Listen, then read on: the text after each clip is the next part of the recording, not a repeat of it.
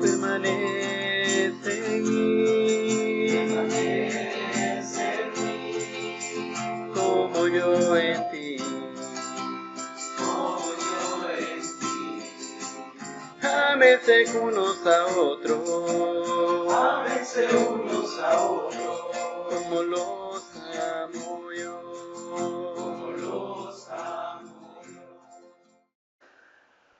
Buenos días, Magdalitas. Bien interesantes las lecturas de este domingo, ¿verdad? Si las hemos escuchado. Y sobre todo la lectura del Evangelio, bueno, la de Santiago también, muy fuerte. Y mientras preparaba la reflexión, ¿verdad? Porque la lectura del Evangelio, no sé si la recordamos, pero ya en otros domingos, en este mismo ciclo litúrgico, hemos hablado sobre eso. Lo hablamos cuando estuvimos hablando en Cuaresma, ¿verdad? De Pedro, y llegamos a esta parte donde Jesús le reprende. Y también hablamos, ¿verdad? Hace poco antes de las vacaciones, o en vacaciones, fue que también leímos un pasaje muy similar a esta historia, donde Jesús, ¿verdad?, le pregunta a Pedro quién era él, ¿verdad? Entonces estaba pensando yo, ¿verdad?, cómo abordar esta reflexión, ¿verdad? Y en esta reflexión y leyendo las otras lecturas, ¿verdad?, pensaba en nuestras relaciones, en las relaciones humanas, que al final de cuentas el mensaje del Evangelio tiene que ver en cómo nosotros vivimos esta vida, ¿verdad?, entre nosotros. Y me recordaba, ¿verdad?, de mi abuelita, que fue quien me transmitió la fe, ¿verdad? Bienvenido, Paul, y bienvenida también su hermanita, ¿verdad? Perdón que se me ha ido el nombre de Mari. Bienvenida también. Qué bueno que están aquí con nosotros, ¿verdad?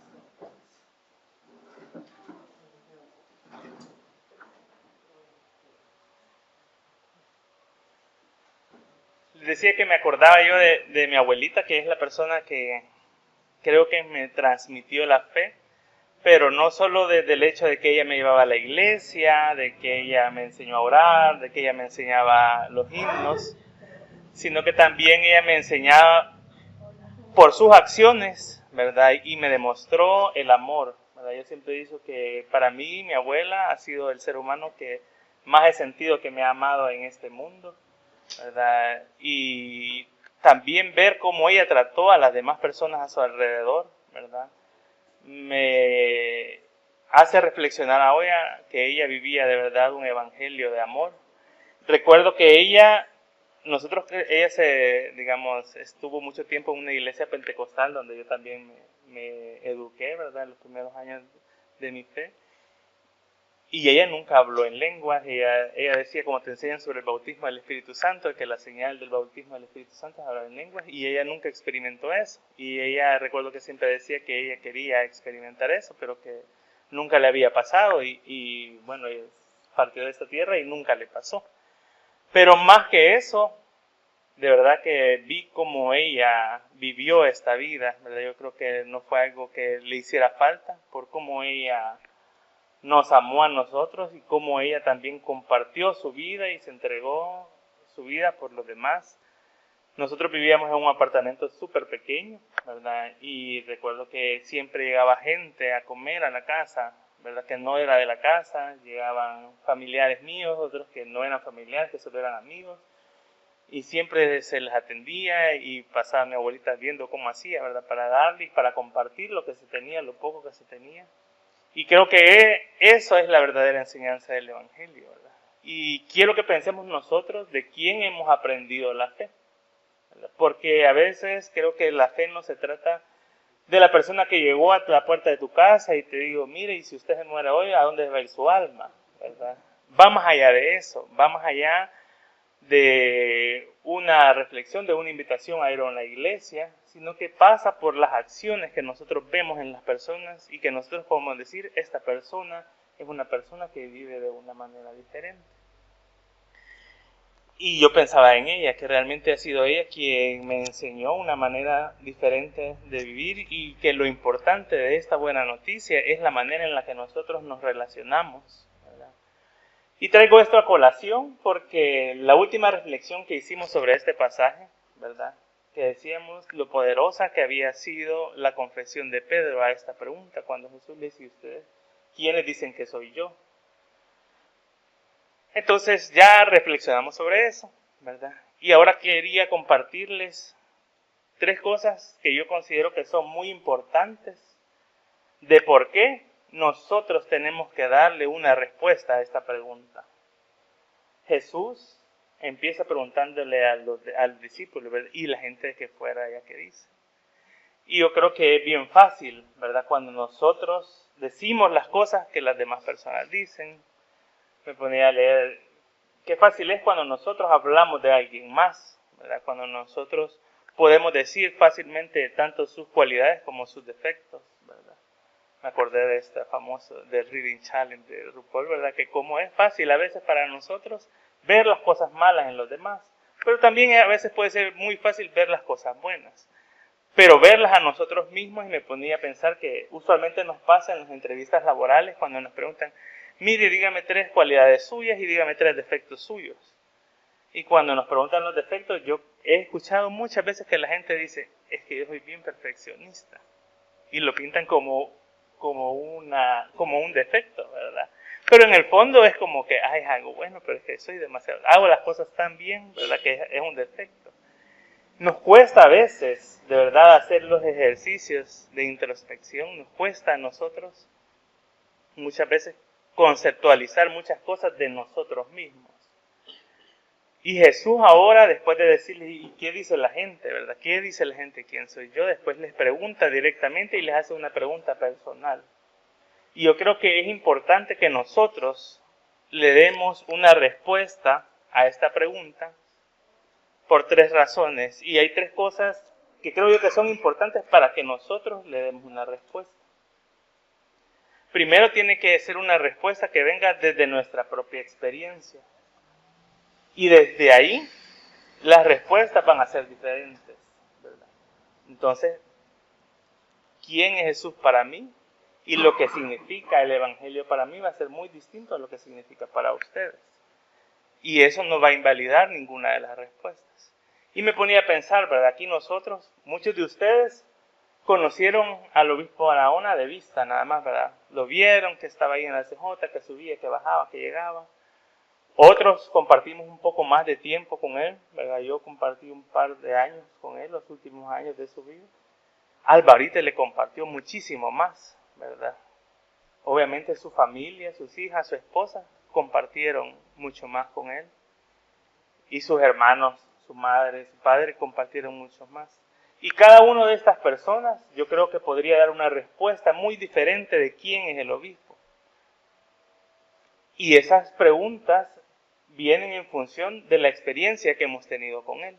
Muchos de ustedes ni siquiera le conocieron y le han conocido por lo que han escuchado que nosotros hemos dicho de él, ¿verdad? Algunos por las fotos que vieron, quizás vieron alguna noticia. Y su respuesta a quién es él va a responder en función de lo que nosotros les transmitimos, ¿verdad? Mi respuesta va a ser también en función, en parte, de mi experiencia personal con él. Alvarite también tuvo una experiencia diferente. Y lo mismo nos pasa con Jesús. Nuestra respuesta a esa pregunta va a depender de la relación que nosotros establezcamos con él. Pero debe de ser una respuesta honesta, ¿verdad? Basada en lo que nosotros experimentamos en esa relación con la divinidad. Y aquí tenemos que tener cuidado de no responder en automático o de no sacar esas respuestas de cajón, ¿verdad? ¿De quién es Dios? ¿Quién es Jesús? Ah, Él es el Salvador del mundo, ¿verdad? Ah, Él es mi amigo, ¿verdad? Y la sacamos inmediatamente, ¿verdad? Pero es así tu relación con Jesús, ¿verdad? Con Moisés, recuerdo cuando nos compartió esto, le preguntó a la gente: y cuando decís que es tu Salvador, ¿estás consciente de de qué te salvó? ¿Verdad? Si le dices Salvador y si lo reconoces como un Salvador, ¿de qué te ha salvado? ¿Verdad? Si le dices que es tu Señor, ¿de por qué es tu Señor? ¿Verdad? Si es tu amigo, realmente tienes una relación de amistad con Jesús. Entonces la respuesta que nosotros le demos a esta pregunta no debe ser una respuesta de cajón, no debe ser una respuesta basada en lo que reflexionamos incluso en comunidad, en lo que a veces nosotros publicamos y profesamos de manera colectiva, sino que debe de venir desde nuestra propia experiencia. Y nosotros, al estar conscientes de eso, no debemos de imponer nuestra respuesta sobre las demás, sino entender que esa colectividad es válida, ¿verdad? Porque nuestras relaciones son independientes, son diferentes.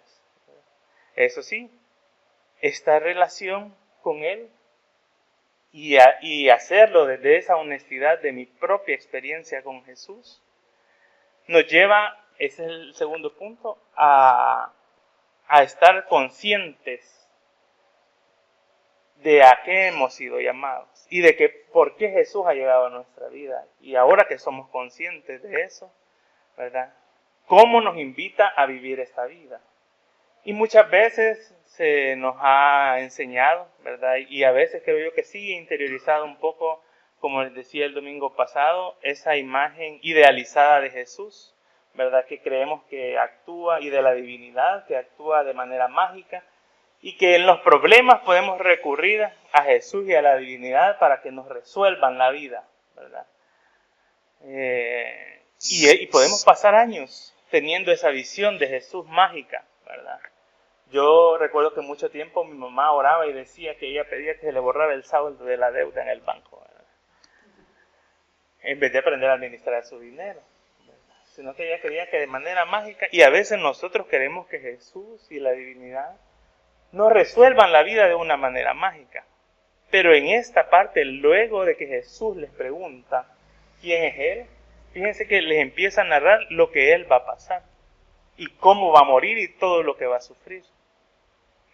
Porque cuando nosotros entramos en la conciencia de a qué hemos sido llamados, muy probablemente este camino del amor nos va a llevar por situaciones incómodas, por situaciones que debemos estar conscientes a las que vamos a llegar. Y conscientes de si estamos dispuestos a vivir de esa manera. Y me ponía a pensar en lo mucho que hemos hablado, a veces en las acciones políticas que hemos tenido como comunidad y en las que a veces nos hace falta tener, ¿verdad? Para pronunciarnos ante las injusticias.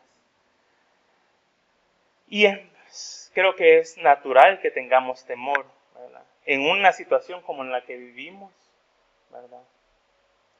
En este régimen de excepción en el que todos, absolutamente todos, nos encontramos en una situación de vulnerabilidad. Es difícil cuando somos conscientes de lo que nos ha llamado Jesús, porque dice el profeta Isaías y el apóstol Santiago, ¿verdad? Que con esta misma boca que decimos cosas que pueden crear incendios, ¿verdad? Y decir cosas malas, también vamos a proclamar justicia, vamos a proclamar libertad. Pero hacer eso en estos momentos nos puede llevar a un costo que no sé si estamos dispuestos a pagar. Pero la divinidad quiere que entremos en esa conciencia. Y quizás en este momento estemos pensándonos la verdad, ¿y será que lo hago? ¿Será que no lo hago? Y es válido.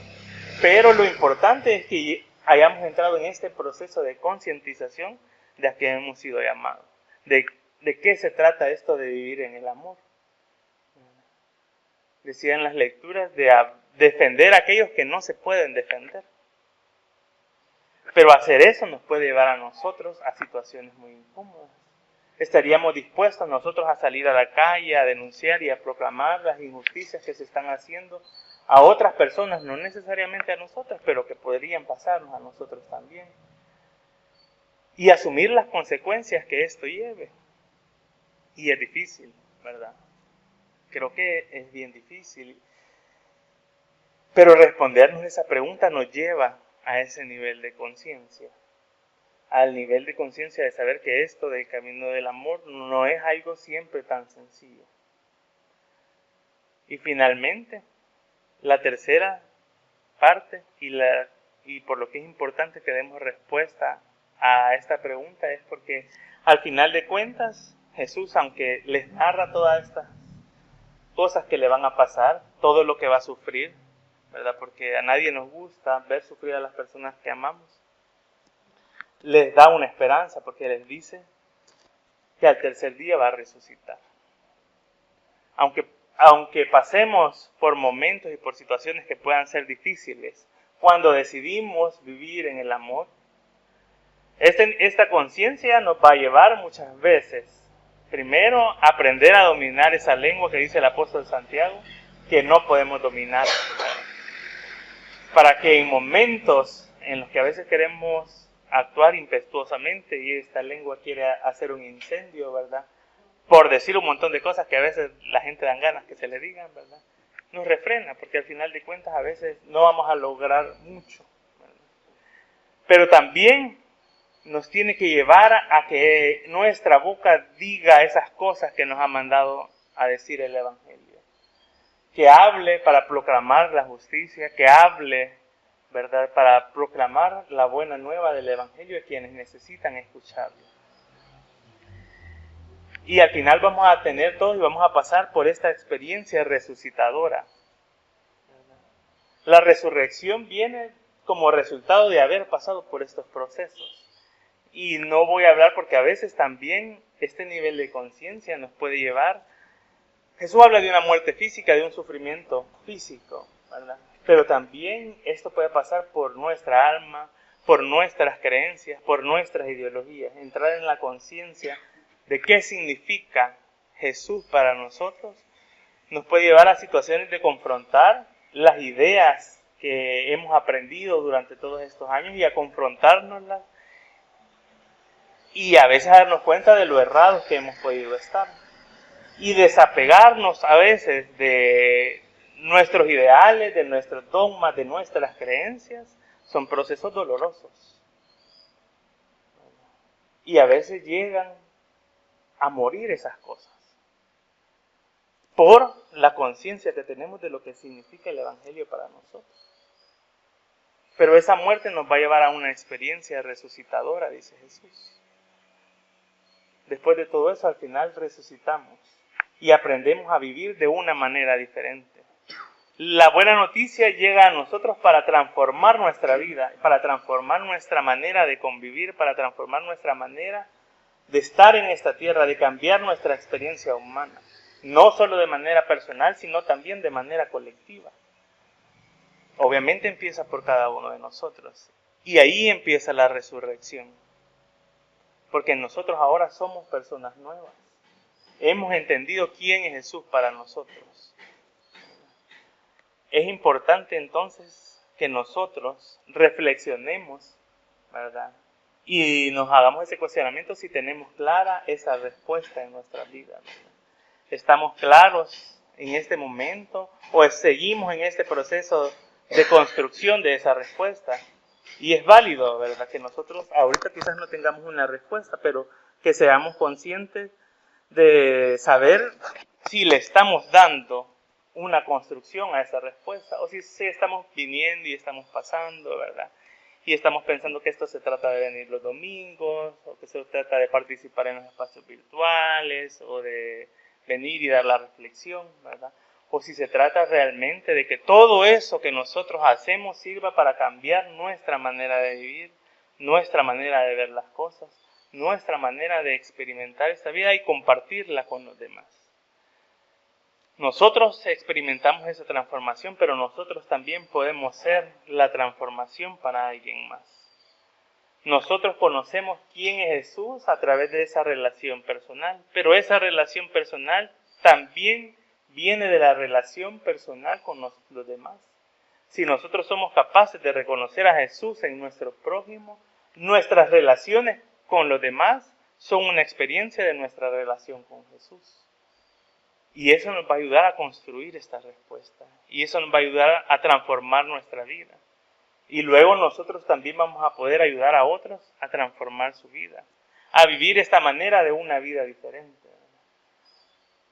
Quiero invitarles y dejarles la invitación a toda la comunidad, las personas que escuchan esta reflexión, que si a estas alturas, ¿verdad?, porque podemos pasar a veces 40 años en una iglesia y no le hemos dado una respuesta personal a esta pregunta.